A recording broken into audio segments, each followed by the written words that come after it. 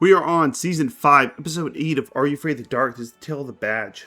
It features a terrifying villain that's a cross between Yoda from Star Wars and Gamork, the wolf from the Neverending Story. It is easily the best part of this episode. It starts with the Midnight Society, and Tucker sits down in Gary's chair and takes over. Tucker is Gary's younger brother, and he starts making fun of his older brother, talking about how he likes magic, something I've noticed as well. The story is going to be revolving around magic. He thinks that Gary has not shown up to tell this story, so he makes fun of him and says that he still has a crush on Sam. But Gary does show up and eventually pushes him out of this chair and begins to tell the story of the badge. Our main character is Gwen Riley, who is 16 years old. She's having her birthday party, so her grandmother wants to give her a present and cheer her up when she's being upstaged and outdone by her brother. So she gives her this old chest, and inside of it is a ruby amulet. The chest has the word badge carved into it. Her grandmother explains that this is the Jasper Light Amulet. And it's a family tradition that gets passed on to everybody when they turn 16 years old. It starts out as an average episode. It doesn't really lead you to believe it's going to be a very scary one, but it does once we actually see the main villain. Her younger brother blows on a flute. His chest becomes active and smoke starts coming out of it. They have awakened a being. His name is, Badge, and he looks like this. They refer to him as a goblin, but he just looks like a large rat to me. Like Splinter from Teenage Mutant Ninja Turtles. Now the episode really kicks into high gear. We see this character a lot, and the actor does such a great job of conveying a creepy tone. He speaks like Yoda. Yes, he does. And constantly asks for the Setter Wind, which Gwen learns that is actually her and her lineage. She's one of the Setter Winds. But this rat just looks so creepy. He has different colored contact lenses in his eyes. One's white, one's dark yellow, nasty teeth, a snarl. And considering how well this actor did, I figured this was someone who had a very long career. Fortunately, that's not the case. Badge is played by Roland Smith, and this was the last credit he had as he died in 1995. And he died before his career was ever able to take off, but this was really a good indicator. You could totally see someone like this playing characters in what would become the Lord of the Rings series. So it's unfortunate that he died so early. He had some bit parts in things like Vendetta 2, The New Mafia, and In the Nick of Time. But he really put his all into this role.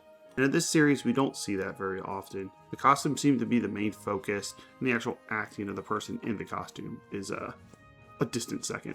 This episode is written by Wendy Brotherland. It also did The Tale of the Quicksilver and The Tale of the Silent Servant. Gwen gets dragged into this enchanted forest as this goblin constantly torments her.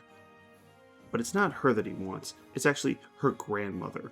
That's what he wants her to bring to him, as he has some unfinished business with her. It also seems like with this actor, a lot of times they'll have someone in the costume and then they'll dub over his voice.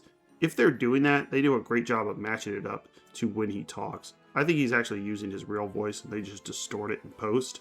Because we'll see many times where the character, a goblin, a vampire, will move their mouth and there'll be a demonic voice that's obviously just dubbed in. It doesn't match up. Here we get a lot of close-ups to his face, see him snarl, see him twist, and it looks like he's actually using his real voice. There is a clever twist in this one. It's called The Tale of the Badge. The badge actually stands for music notes, B-A-D-G-E, which is the notes you have to play on this flute in order to send this goblin from where he came from.